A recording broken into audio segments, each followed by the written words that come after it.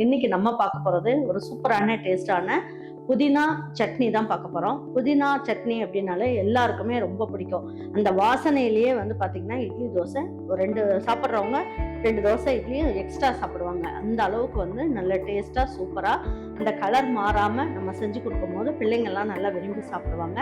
வாங்க இதை எப்படி ஈஸியா எல்லாருக்கும் பிடிச்ச மாதிரி எப்படி செய்யலாம் அப்படிங்கிறத வீடியோக்குள்ள போய் பார்க்கலாம். நான் ஒரு நாள் இந்த மாதிரி புதினா வாங்கிட்டு வந்தேன். இந்த மாதிரி தண்டு நல்லா ஃப்ரெஷ்ஷாக இருந்ததை நான் என்ன பண்ணேன், ஒரு சின்ன ஒரு இடத்துல வச்சுட்டேன்.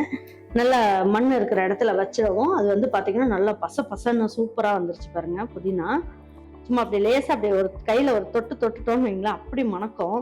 இதை பார்த்தவொடனே இன்னைக்கு சட்னி வச்சு சாப்பிட்டே ஆகணும் அப்படிங்கிற மாதிரி ஒரு முடிவுக்கு வந்தாச்சு. நல்லா உங்களுக்கு புதினாலாம் ஈஸியாக வந்துடும். இது எல்லா வீட்லேயும் எல்லா இடத்துலையுமே வளரக்கூடியது. அதனால நம்ம இந்த இதை நம்ம அப்படியே ஃப்ரெஷ்ஷாக எடுத்து நம்ம செஞ்சுக்கலாம். இப்போ இதுக்கு 1 ஸ்பூன் அளவுக்கு நல்லெண்ணெய் ஊற்றிக்கலாம். 1 ஸ்பூன் அளவுக்கு உளுந்தம்பருப்பு, 1 ஸ்பூன் அளவுக்கு கடலைப்பருப்பு போட்டுக்கலாம். நல்ல வாசனையாக இருக்கும் பாருங்க. 1 இன்ச் அளவுக்கு இஞ்சி எடுத்துக்குவோம். இதுலேயே புளி ஒரு புளியங்கொட்டை சைஸ்க்கு எடுத்துக்கலாம். அந்த புதினா துவையெல்லாம் அரைக்கும் போது இந்த மாதிரி புளி போட்டு செய்யும் போது ரொம்ப நல்லா இருக்கும். இதில் 4 பல்லு பூண்டு எடுத்திருக்கேன், இதையும் சேர்த்து. இதில் ஒரு 10 சின்ன வெங்காயம் எடுத்திருக்கேன், அதையும் சேர்த்துக்கலாம் பாருங்க. இதுலேயே வேர்க்கடலை ஒரு 3 ஸ்பூன் அளவுக்கு எடுத்து வச்சிருக்கேன், அதையும் சேர்த்துக்குங்க. காரத்துக்கு அப்படின்னு பார்த்தீங்கன்னா 2 பச்சை மிளகா நல்லா உடச்சிட்டு போட்டுக்கலாம்.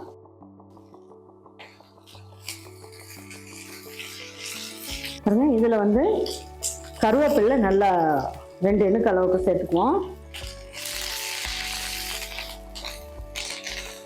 வெங்காயம்லாம் ரொம்ப வதங்கணும்னு இல்லை, அதோட பச்சை வாசம் போனா போதும். இதுலயே இந்த தண்டு பகுதியில இருக்க கொத்தமல்லி இலை இருக்குங்களா, அதையும் நம்ம சேர்த்துக்கலாம்.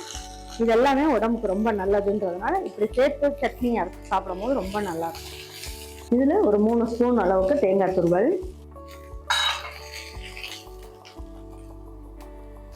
இந்த சட்னிக்கு தேவையான அளவுக்கு உப்பு,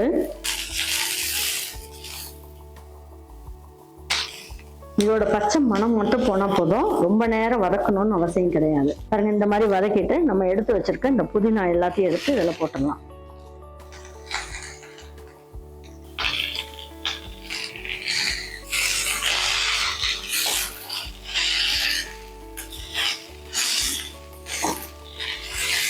லேசா வதக்கினாலே போதும்.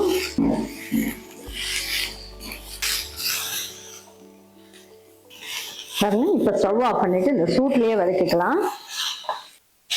இந்த அளவுக்கு வதக்கினா போதும் பாருங்க. இதை உடனே வேற பாத்திரத்துக்கு மாத்திக்கோங்க, இல்லைன்னா ஒரு மாதிரி கருத்து போன மாதிரி போயிடும். இல்லை ஆறுனோன்னு அரைச்சிக்கலாம்.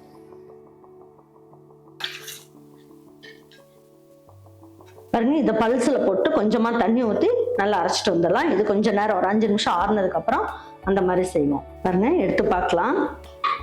பாருங்க, சட்னி இந்த அளவுக்கு நல்லா கலர்ஃபுல்லா சூப்பரா இருக்கு. கலரே மாறாம ரொம்ப நல்லா வந்திருக்கு பாருங்க. இந்த வாசனையே பாத்தீங்கன்னா சூப்பரா இருக்கும் பாருங்க. இப்ப இந்த சட்னி எடுத்து பாத்திரத்துல மாத்திக்கலாம்.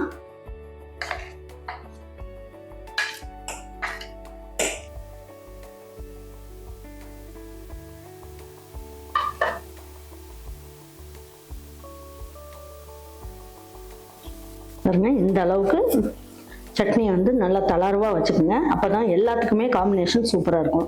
சாதத்துல போட்டு சாப்பிடவும் நல்லா இருக்கும், இட்லி தோசைக்கு சப்பாத்திக்கு வச்சு சாப்பிட்றதுக்கும் ரொம்ப நல்லா இருக்கும். வாங்க இப்போ இதுக்கு ஒரு தாளிப்பு கொடுத்துடலாம். பாருங்க, இப்போ இதுல 1 ஸ்பூன் அளவுக்கு எண்ணெய் ஊற்றிக்கலாம். பாருங்க, எண்ணெய் நல்லா காஞ்சிக்கிட்டு இருக்கு. இப்போ ஒரு 1/4 ஸ்பூனோட கம்மியா கடுகு, உளுந்தம்பருப்பு கொஞ்சமா ஒரு 1/4 ஸ்பூனோட கம்மியா.